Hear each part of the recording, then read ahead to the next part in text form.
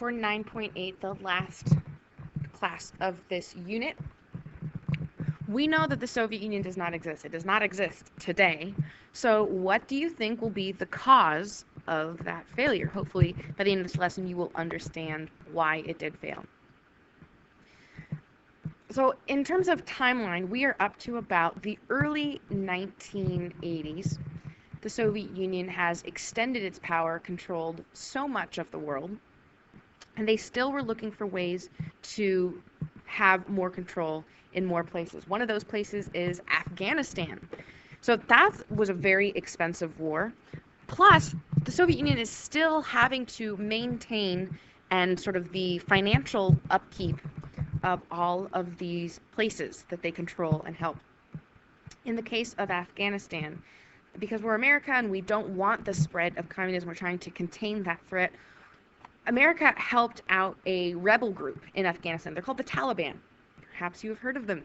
We gave them guns and assistance, and unfortunately, eventually they turned those guns on us because nobody can conquer Afghanistan. Another financial drain on the Soviet Union was the KGB, that secret police that is monitoring everyone. So not only does the Soviet Union have a very high bill outside of their borders to control everywhere else, but controlling and spying on their own people becomes a very expensive process. Unfortunately, by the 1980s, all of the technology and development that had been characteristic of the 50s and the space race, and the Russians were the first ones to put the satellite into orbit with Sputnik. But by the 80s, that has sort of stagnated. Everything has sort of come to a halt, and everything is stuck in the past. So this is very characteristic of communism, that at first, so many huge changes benefit the regular people, the regular citizen. But by the 1980s, it has sort of stagnated, and the regular people don't feel like they're being helped anymore. So because the regular citizens aren't pleased with this communist system anymore, we start to see hints, more and more hints, of the regular people wanting a change. One place where we see this is in Czechoslovakia. This is Václav Havel. He was a popular author and writer in Czechoslovakia, and sort of he was talking about wanting more independence, wanting to be different than different from the Soviet control. And so we see sort of a few hints of independence in the early 80s. Another place is in Poland. In Poland, the independence movement is called the Solidarity Movement. It starts off with dock workers, just regular blue-collar workers, and they were trying to unionize. They were trying to create a trade union or a workers' union that could help give them better hours or better pay, and the leader of that union would have been Lech Walesa. Well, it really starts to spread to people other than the dock workers, to just the regular citizens, because they say, yeah, we want to be able to have our voice heard. We don't want to be sort of squashed by the Soviets anymore, by that strict Soviet control. The Solidarity movement becomes very popular and very well known in the 80s, largely because of Pope John Paul II. Pope John Paul II is Polish, or was Polish, I should say, and he was a very vocal supporter of these opposition groups because he hated communism. He didn't want to see communist control in his home country and see all these people controlled by a system they didn't want any longer. Then, in 1985, this guy, Mikhail Gorbachev, comes to power. He had been part of the Politburo. Hopefully you remember the Politburo was created by Lenin as a sort of cabinet, a group of government leaders making decisions together for the Russian government. He was the young member. Gorbachev was the young guy in the Politburo. So what does that say? This guy is the young guy. Everyone else was really old and stuck in old ways of thinking. This is part of the reason why everything had stagnated. In 1985, Gorbachev becomes the leader of the Communist Party, and therefore he is the leader of Soviet Russia. And because he's younger, he has lots of new ideas, and he wants to modernize Russia and save it from this decline. And through modernizing and helping the people, that in the end, his goal is to make the Soviet Union even stronger. One major way he does this is through a program called Glasnost, which means openness. Everything we've talked about with the Soviet Union is all about harsh control and secrecy. Glasnost is about making the government transparent, or at least more accessible to the regular people. Not such strict control or secrecy, but, admitting when there's a problem and admitting what the government will do to help it. Another part of Glasnost is because the Soviets had spent so much time on other countries, they had sort of neglected their own people. The Russian citizens felt that they had sort of been ignored for so long because the Soviet Union was involved in many other places. Another element of Glasnost is part of lessening that secrecy is sort of softening up the level of censorship. So the whole idea is to give the Russian civilians a sense that they know what's going on and that they aren't completely powerless in the Soviet system.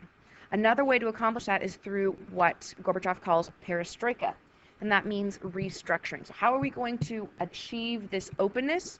One way is through changing politics. Up until this point, the government, the leaders have simply been chosen from within the leaders. The civilians were not a part of that process at all.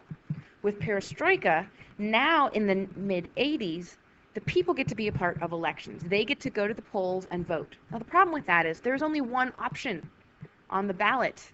Choose this guy or, nope, choose this guy. This is the only option you have. But it's sort of that psychological issue of making the people think that they are having a say or they're making a difference. Another way to give the people more rights, at least hypothetically, it's not that they're going to become capitalist, but some of the economic changes. If you remember, in communism, the government owns everything. One thing that they start to sort of change or shift is starting to, in a very small way, allow individuals a percentage of ownership in business. So let's say if it was the manager of a factory and he'd been working there for 20 years, he might be offered a small percentage of ownership to make it feel like he is participating more in the process, even though he really doesn't have much of an impact at all.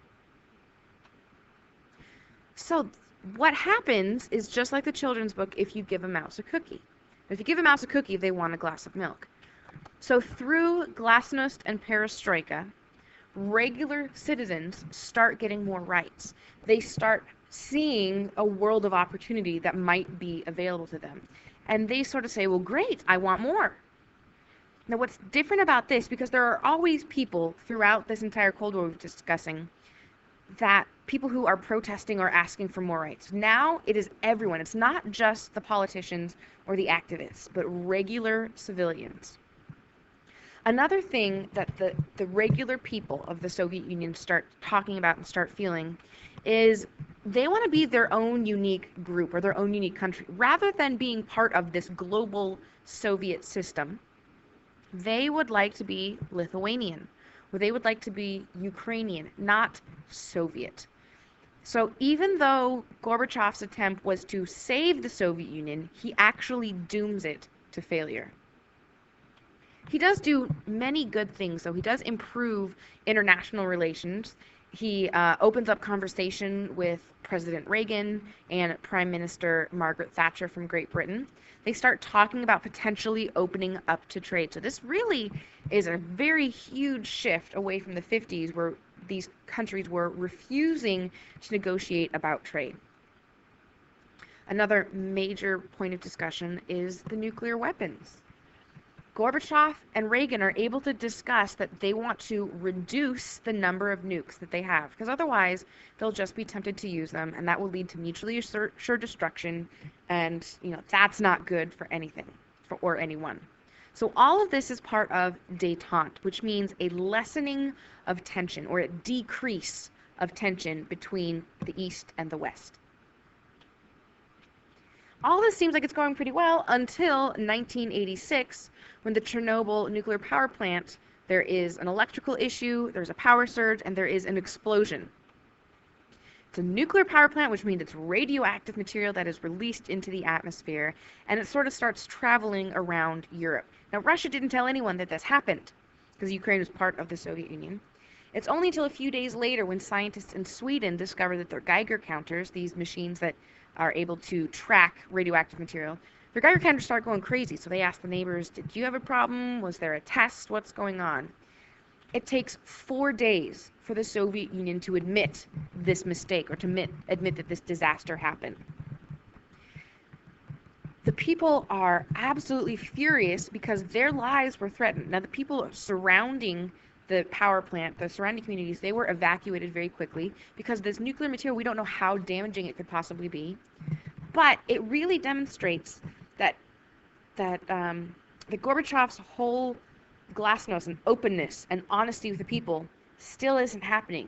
That the Soviet Union is still incredibly secretive, especially when it comes to their faults. They don't want to admit that they've made any mistakes. In Tiananmen Square, this is in China in 1989. Remember, China was communist since 1949, and even though there is just a single communist party, there are many different opinions within that party. In spring of 1989, some of those politicians who had more liberal ideas, who were more supportive of change and new ideas, they were forced out of the government. And the citizens are actually quite upset about that. So the citizens, once again, citizens who are most likely to protest are the students. So the students come out en masse in Beijing to say, these people were supporting ideas that we liked. These politicians are the ones we want to see in government. So this huge, peaceful protest in Beijing's largest city square.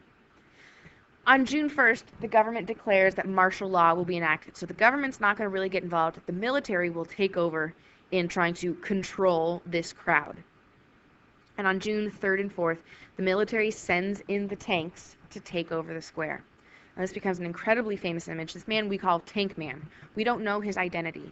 We don't know who he is, but we can guess that he was just done. He was fed up with the secrecy and the strict control of communism and was not willing to back down. He was not willing to be scared. And so he stands his grounds as these tanks come toward him. These images were being broadcast, and then all of a sudden at this moment the cameras go dark because the government controls the media. So we don't know technically what happened to him, but we can guess. And because the sort of censorship that still exists in China, many people today in China don't know about this. If you are in China and you search on the internet Tiananmen Square, nothing comes up. So that secrecy and that control still exists. Then we've got the Berlin Wall. The Berlin Wall will fall. In 1987, President Reagan makes a speech at the Brandenburg Gate from within West Berlin. And he's talking to his friend Gorbachev. He says, General Secretary Gorbachev, open this gate. Mr. Gorbachev, tear down this wall. Now he's talking to Mr. Gorbachev, the Russian leader, because it's very clear still that Russia, the Soviet Union, controls East Germany. So what happens, again, 1989, the summer of 1989, a tour group of East Germans, they were touring around Hungary and Austria, and they defected, meaning they leave that sort of Soviet-controlled area through Austria, and they escape. And this becomes very public because it was so many people. So East Germany now has to save face. It has to sort of spin the information, say, yes, of course. This tour group was part of a pilot program. We were allowing them to take day passes, and they're just trying to save face. And so now they say that more border crossings will be available to the East German citizens. The moment when all of this truly changes is on the night of November 9th. A radio announcement goes out about these border crossings, and it sounded like it was interpreted as the borders are open. So on both sides of the wall, East and West Berlin, people stream down to where the wall is, and the guards are completely overwhelmed, and they can't shoot that many people.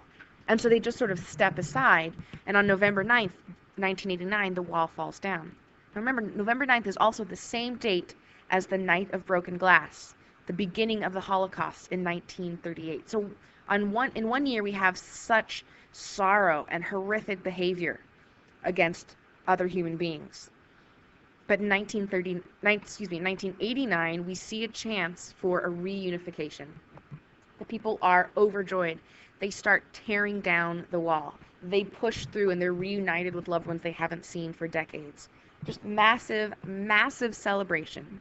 Now, I want to make sure that you understand that was the order of events, that it was not David Hasselhoff who brought down the wall, because I know in some circles that is a popular misconception. So then we see the end of communism in Germany, a reunification of Germany. We'll start to see it in other parts of the Soviet sphere.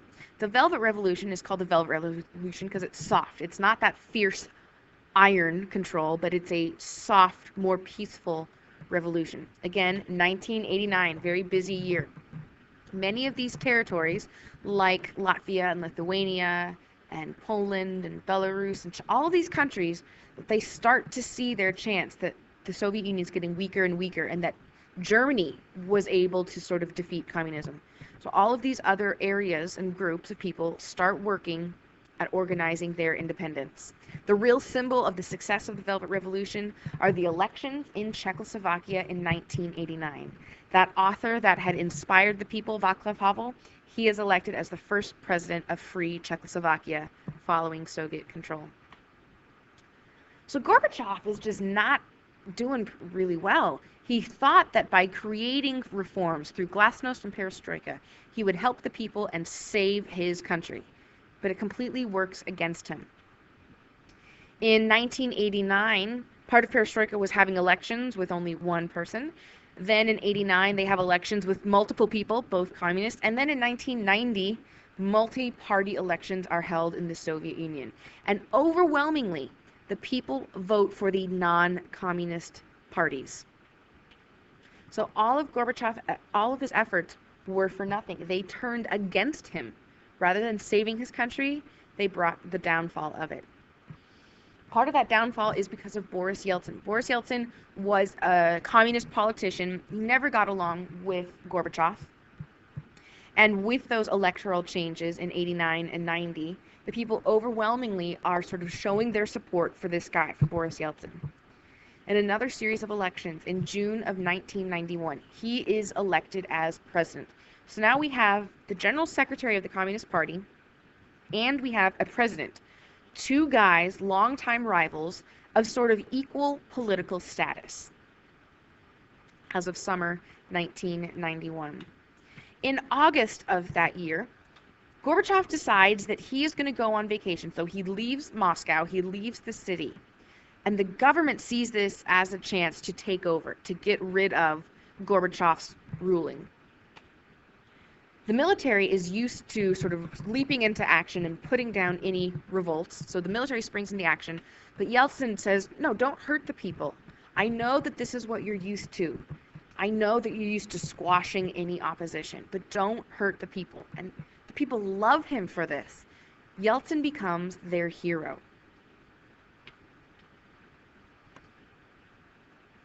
So Gorbachev returns from vacation. He has very little power. Yeltsin is incredibly powerful, has the support of the people, and in November he says the communist government is banned. And Gorbachev just sort of is holding out in his office, hoping that this doesn't mean the end, but it does. And finally, on December 24th, 1991, Gorbachev resigns and the Soviet Union ceases to be. It no longer exists. Now Yeltsin is the leader of free Russia and is going to create capitalism, a more democratic system, and there will be rapid growth in a very, very short amount of time. So the legacy of the Soviet Union is, now that there's a power vacuum, all of those countries that the Soviet Union had controlled, now they have to start from scratch. So really, we see that the Soviet Union from 1917 till 1991 is a story of extremes, lots of control, harsh policies, extreme highs in the space race and weaponry, and then extreme lows.